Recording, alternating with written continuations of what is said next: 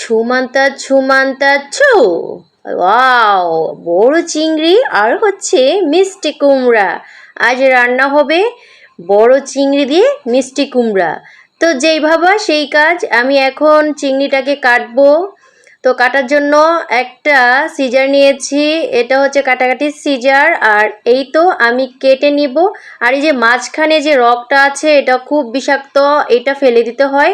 এটা খেলে আপনার ক্যান্সারও হতে পারে, তাই অবশ্যই চিংড়ি কাটার সময় সাবধান, এই যে কালো রগটা এটা টেনে ফেলে দিবেন, এটা কিন্তু খাওয়া নিষেধ।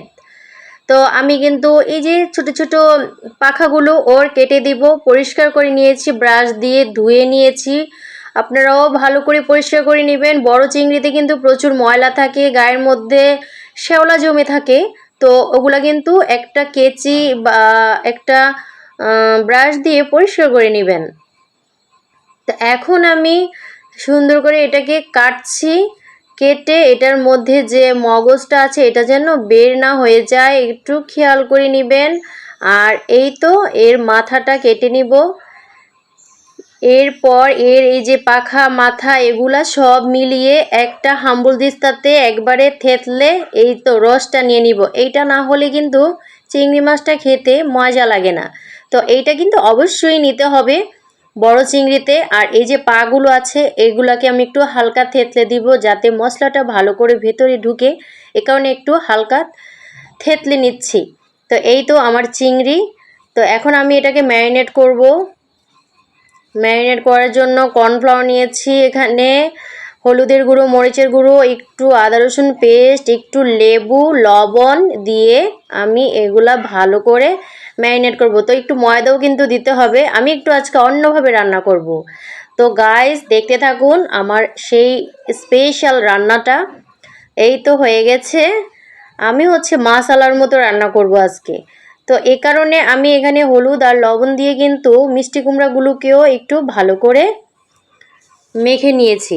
আমি এই রান্নাটা চাইনিজ পদ্ধতিতে রান্না করছি, আপনারাও চাইলে করতে পারেন, কারণ সবসময় একঘেয়েমি খাবার খেতে খেতে ভালো লাগে না, একটু ভিন্ন চেষ্টা, তাই আমি কিন্তু এটা চাইনিজ স্টাইলে রান্না করেছি। এই তো মাসালা, এটা হচ্ছে মাসালা চিংড়ি, চিংড়ি মশলা। তো এখন আমি সবগুলো একে একে তুলে নিব, ভাজা হয়ে গেছে। আর এই তো আমি এখন মিষ্টি কুমড়াগুলোকেও ভেজে নিব, ভালো করে ভেজে নিব সবগুলো, উল্টে পাল্টে দিব। এই তো মিষ্টি কুমড়ো আমার ভাজা হয়ে গেছে, এখন আমি এটাকে রান্না করব। তো একটা প্যানে পেঁয়াজ দিয়ে দিব, পেঁয়াজ কুচি, ভালো করে পেঁয়াজ কুচিটা বাদামি রং করে ভেজে নিব। তারপরে একটু আদা রসুন পেস্ট দিয়ে দিব। এরপর এতে দিয়ে দিব সামান্য একটু পানি, পানি না ঠিক ওই তো আমার যে চিংড়ির স্যুপটা আছে, মানে যেটা বের করেছিলাম চিংড়ি থেকে, সেটাই আমি এখানে অ্যাড করে দিলাম। তো এখনও দিয়ে দিব হলুদ মরিচ গুঁড়ো, আমরা যেভাবে সচরাচর রান্না করি সেই মশলাগুলো একটু একটু করে দিয়ে দিব, লবণ দিয়ে দিব। দেওয়ার পরে মশলাটাকে একটু কষিয়ে নেওয়ার পর এখন আমি সব দিয়ে দিব একসাথে, চিংড়ি আর মিষ্টি কুমড়া সব একসাথে দিয়ে এটাকে নেড়ে চেড়ে ভালো করে রান্না করব। আমরা কিন্তু চিংড়ি মিষ্টি কুমড়া দিয়ে অন্যভাবে খাই আমাদের দেশে, কিন্তু চাইনিজরা কিন্তু এইভাবেই বেশ পছন্দ করে খেতে।